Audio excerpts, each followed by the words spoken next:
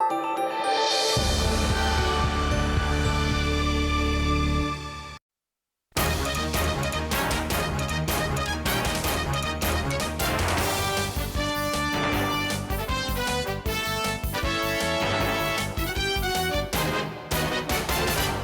evening. You're watching the main news at 7:30 on ATV. I'm Anne Sim. And I'm Brittyn Clennett. Here's a look at tonight's top stories. Financial Secretary hints at future pension reforms but says filibustering isn't helping. China scrambles fighters after Japanese jet carries out dangerous actions in air defence zone. Ukrainians vote in divisive presidential election. The Financial Secretary says the decision on introducing a universal pension scheme should not be rushed as it has far-reaching effects. John Tsang stressed the idea involves a lot of policy considerations and should not be used as a bargaining chip. Radical lawmakers from the pan-democratic camp have been delaying the passage of the government's budget bill by demanding universal retirement protection. Their filibustering tactics failed, and lawmakers are now voting on more than 1,200 amendments to the bill. Writing in his online diary, Finance Minister John Tsang made it clear that such a scheme involves a range of policy considerations and has far-reaching effects, so a decision on implementing it should not be rushed. Tsang said retirement protection was a very important issue and should not be used as a bargaining chip. He stressed that no system is perfect and that the government is looking at different types of pension schemes around the world. Tsang noted that the subject was actually debated in the 1990s, when the idea of giving those aged 65 and over a monthly stipend was bandied about. There was a public consultation, but a consensus couldn't be reached. That's why the Mandatory Provident Fund was introduced. The finance chief conceded that the MPF cannot offer financial protection to everyone. Housewives and others who are not employed are not covered by the scheme, so there is much room for improvement. Critics argue that millions of people's savings are put in the hands of investors and can easily be gambled away if they make a wrong move. The government's next step, he wrote, is to come up with a fund that can help the working population achieve a balanced investment with lower risk and high returns that may also force fund management firms to reduce their fees.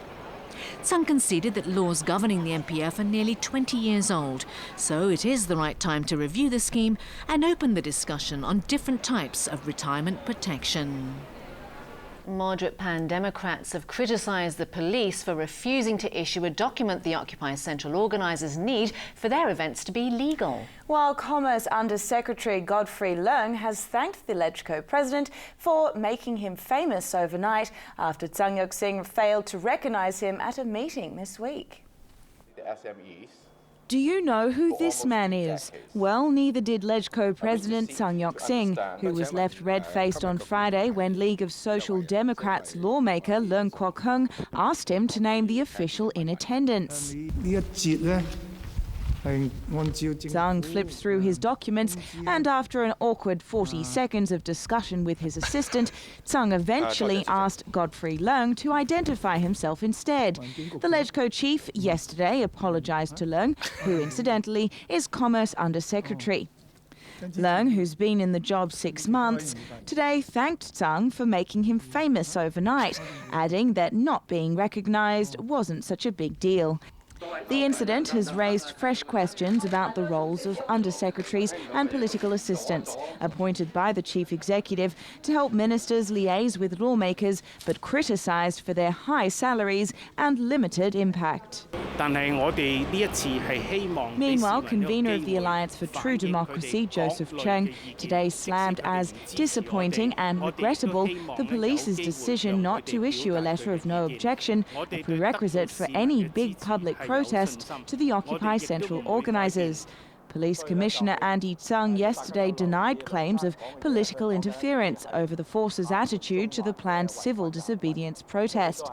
Tsang stressed that the chief executive had stated a simple truth, that police would never approve a protest that by definition was intended to be illegal.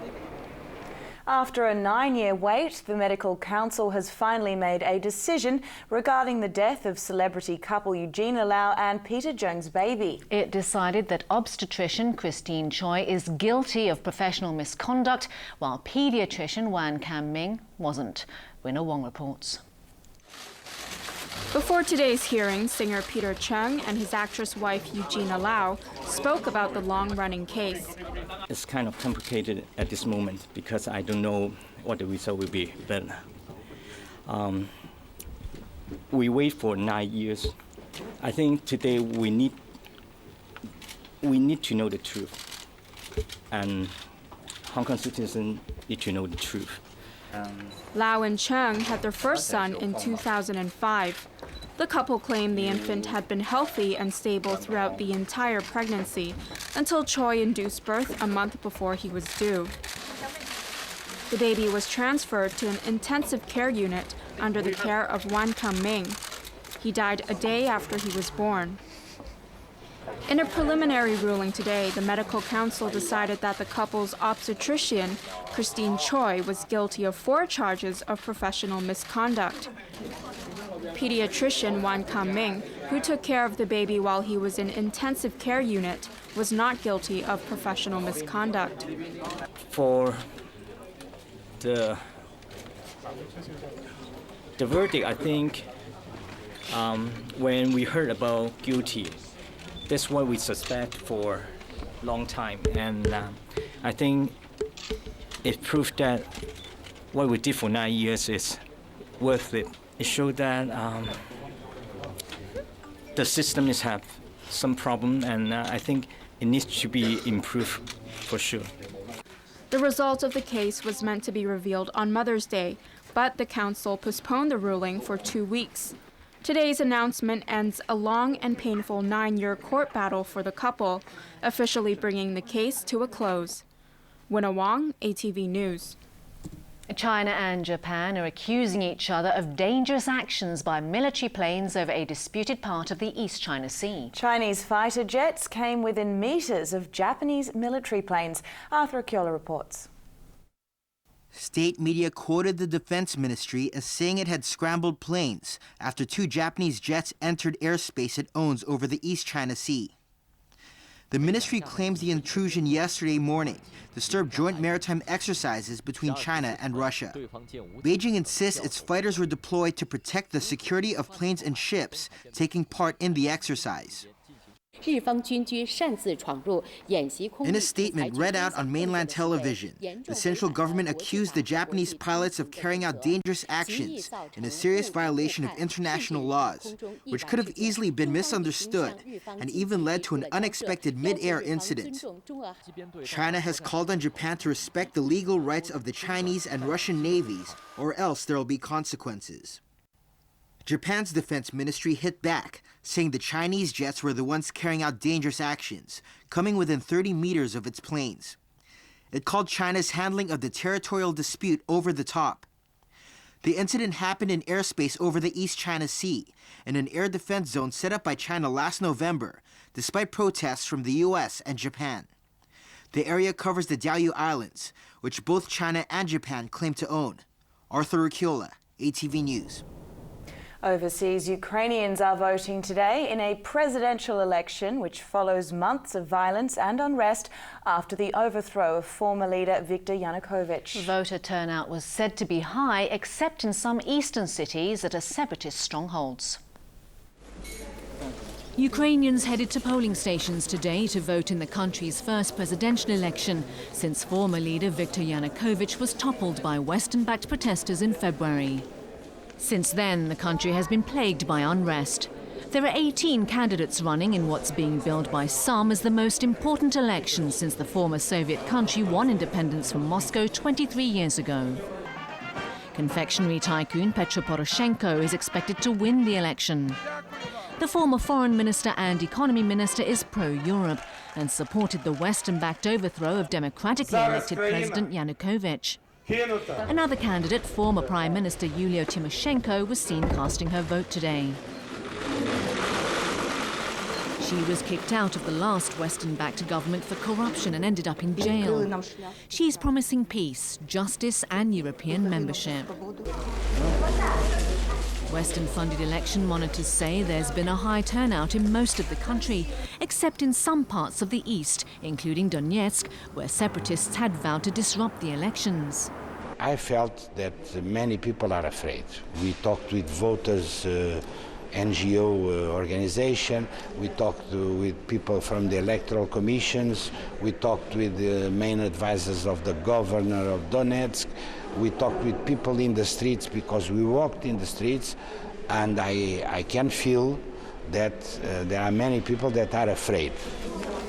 Many in the East see the election as a sham and are angry the Moscow-friendly president they voted for in the last election was kicked out. The Thai army has appealed to the US for understanding after Washington suspended aid to the country. Meanwhile, small rallies were held in Bangkok against a military coup despite a ban on demonstrations. A few hundred people took to the streets of the Thai capital today, defying a ban on public gatherings imposed by the army, which took power in a bloodless coup on Thursday. The protesters shouted for the army to get out. There were minor scuffles between protesters and soldiers. In the past few days, the military has detained former Prime Minister Yingluck Shinawatra and other political leaders, dissolved the Senate and restricted the press. They've pushed our heads down for so long. I'm 62 years old and I don't want this anymore. Please, soldiers, stop, complained this woman. I don't want a dictatorship, I don't want a coup, I want elections, said this demonstrator. The army says elections will go ahead as planned next month, but it wants to carry out sweeping reforms before the vote. It also wants to pay rice farmers money owed to them by Yingluck's government, a scheme widely seen as bribery for votes. Military leader General Prayuth Chan-o-cha called it a sacrifice for the nation to build unity and end conflicts. Furthermore, in Chiang Mai, a traditional stronghold of Yingluck's red shirt supporters, the army was quick to break up another small anti-coup rally overnight. Troops travelling in army vehicles swooped into the area where protesters had gathered to voice opposition to the military's move. The scene grew tense when a protester refused to let go of a concrete pole. 6 demonstrators were arrested for defying the protest ban. Meanwhile, the army has also responded to a US decision to suspend military aid to Thailand because of the coup. Critics argue the move illustrates Washington's inconsistent foreign policy after it recently helped protesters in Ukraine oust their democratically elected government. Thai army officials insist in their case they had no choice but to intervene. We seek for a kind understanding of the situation in our country. One template cannot be applied to every situation. In a televised statement, the army assured people that all detainees are safe and are being treated well. They have been provided with an appropriate place and surroundings, said Deputy Army spokesman Wintai Savari. They were not tied up, beaten or tortured by any means.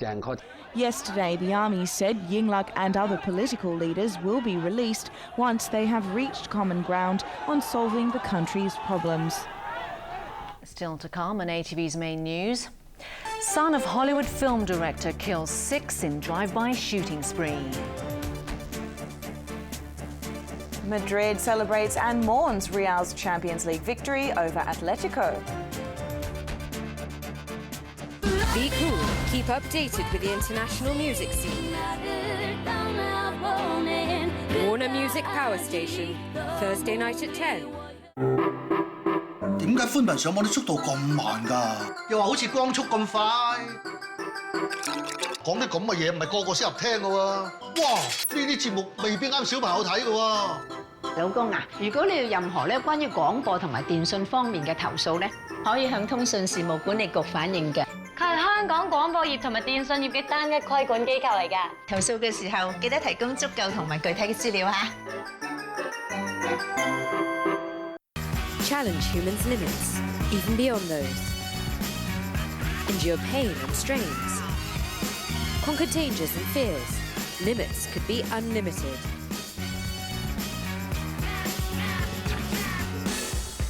You do just have to be a little bit crazy. Leisure Time, Chasing the Rush, Tuesday night at 8:30. 天時暑熱，唔好喺戶外玩咁耐啦噃。知道。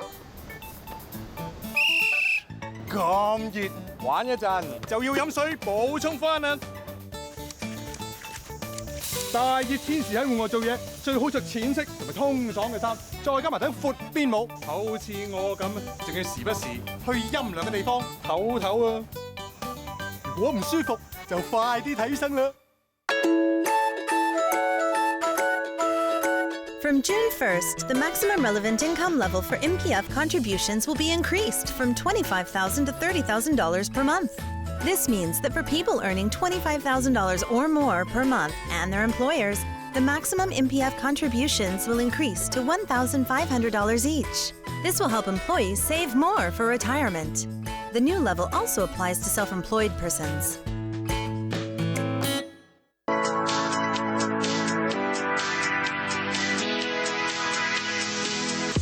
The Black Sea resort of Sochi is always the dream destination for holidaymakers. Enjoying a long tradition as Russia's #1 spa, it offers everything everyone dreams of. Leisure time, life's a beach. Friday night at 8:30.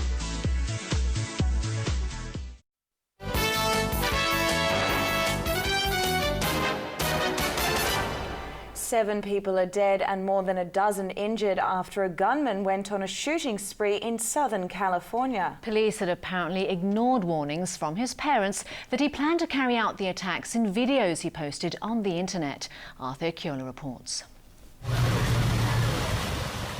The shooting spree took place in the Southern California college town of Isla Vista.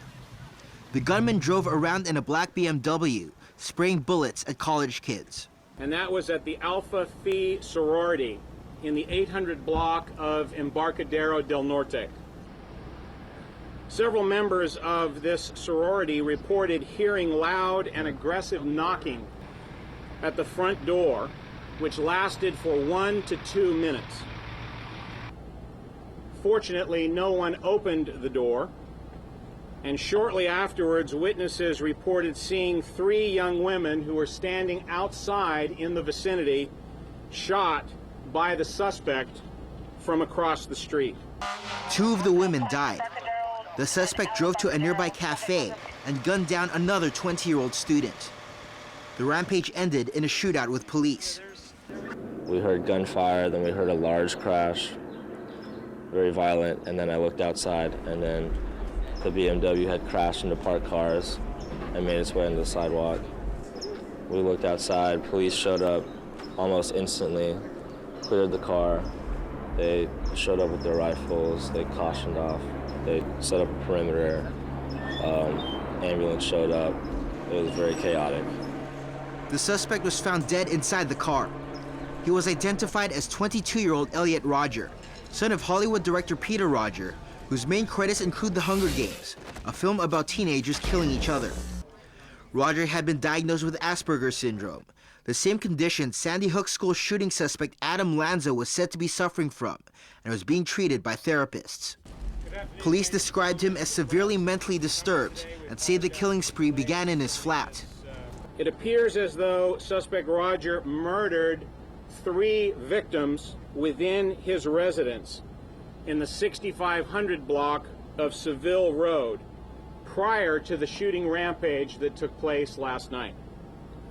The 3 male victims appear to have been repeatedly stabbed. In a video posted online, a young man who identifies himself as the suspect bitterly complains of loneliness and sexual frustration, warning that he would take revenge. It's not fair. You girls have never been attracted to me. I don't know why you girls aren't attracted to me, but I will punish you all for it. It's an injustice, a crime, because I don't know what you don't see in me. I'm the perfect guy. And yet you throw yourselves at all these obnoxious men instead of me, the supreme gentleman.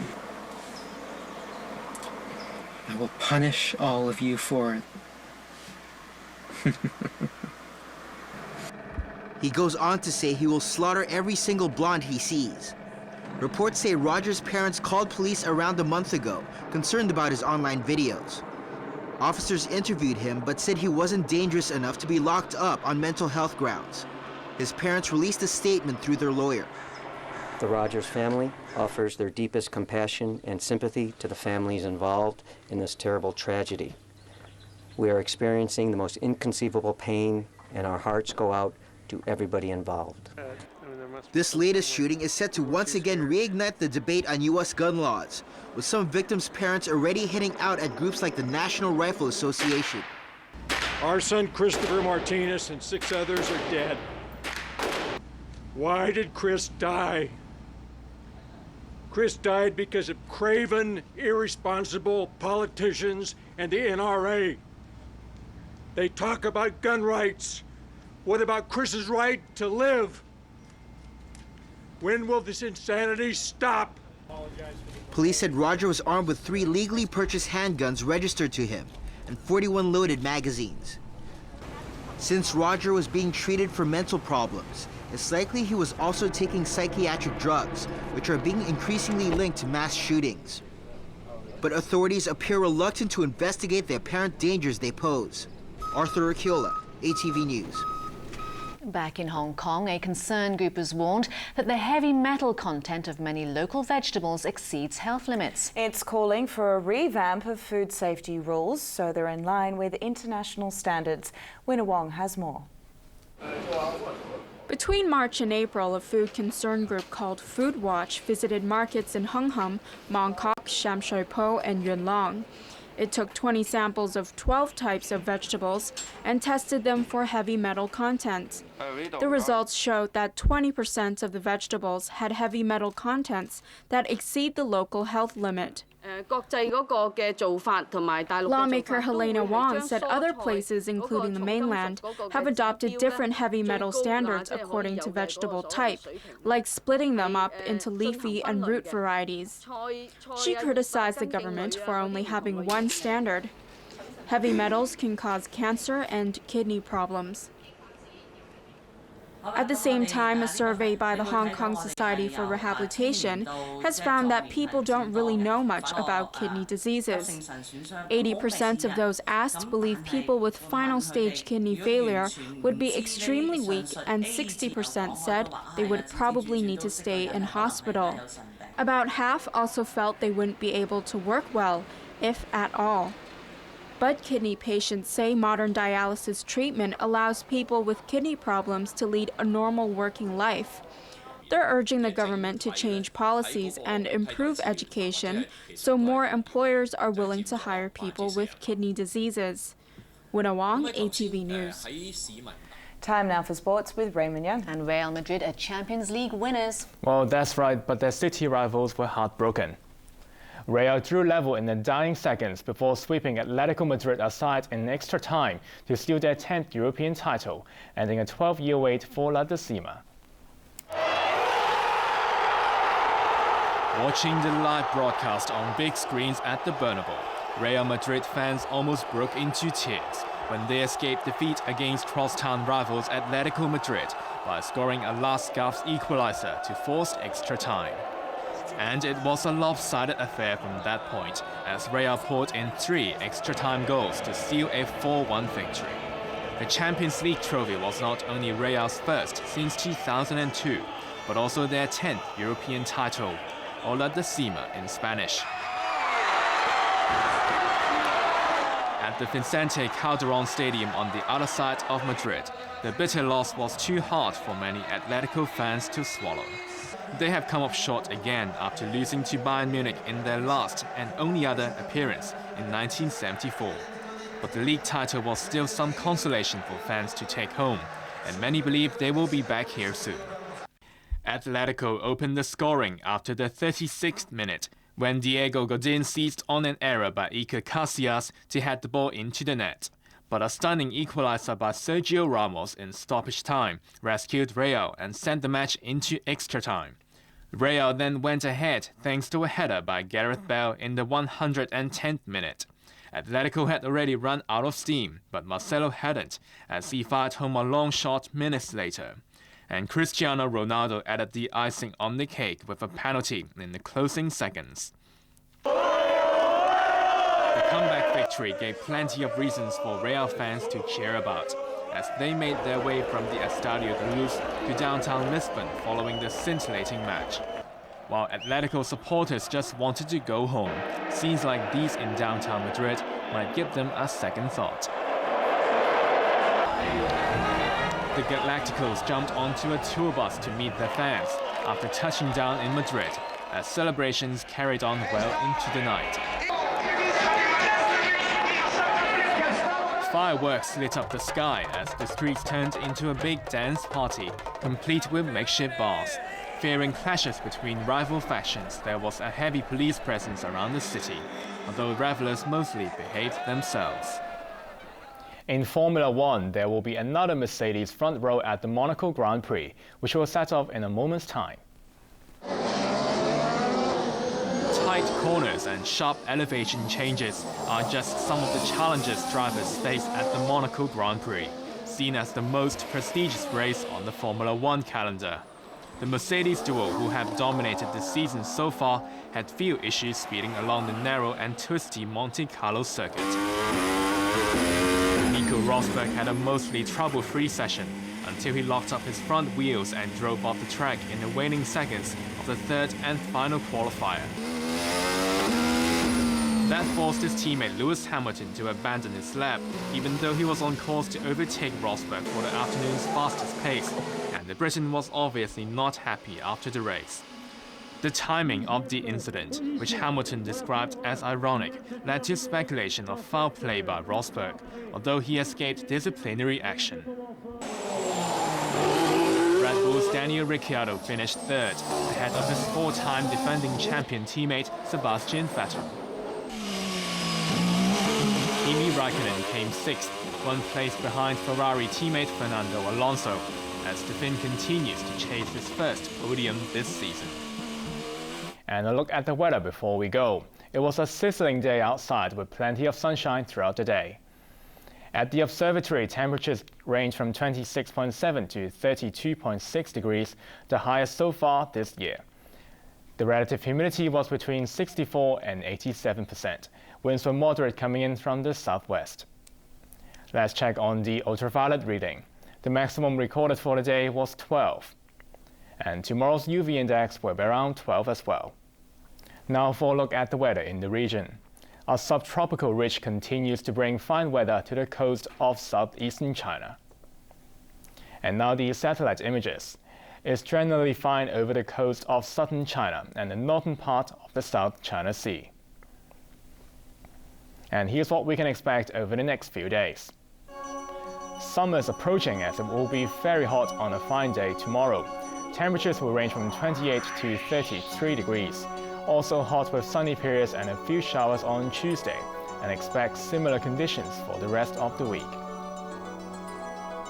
And here are the latest pollution readings under the Air Quality Health Index. General stations are at 2 to 3, meaning the health risk is low. Roadside levels are at 2 to 4, and the health risk is low to moderate. Finally, here's the weather around the world.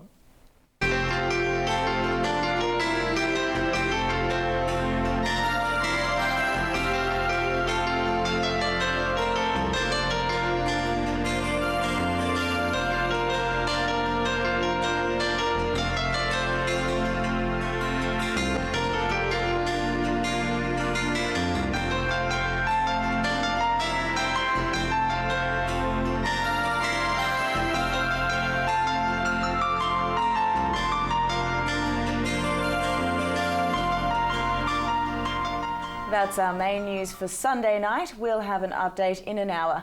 Also, tonight's late news is at 10 o'clock. I'm Brittyn Clennett. I'm Raymond Yang. And I'm Anne-Marie Sim. Thanks for watching ATV. Good night. Good night. Good night.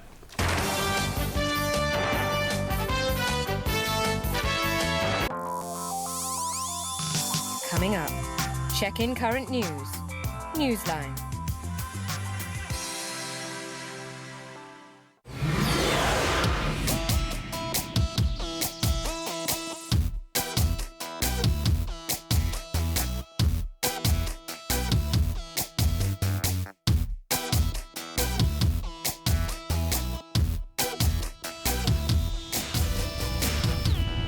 Mr. Asia craze, rocking the world. ATV Mr. Asia Contest 2014 is now open for online application. You don't have to go to Japan, you're already there.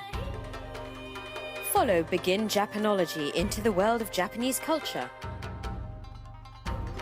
Experience the traditional and modern life. Reveal the pursuit of romance and perfection. Every angle presents a unique Japan. Begin Japanology, tonight at 8:30. It's called a majestic tropical sanctuary. For ages, descendants have benefited from its richness. Discovering the allure, it takes faith and techniques. Heading to the destination, extraordinary views are all the way.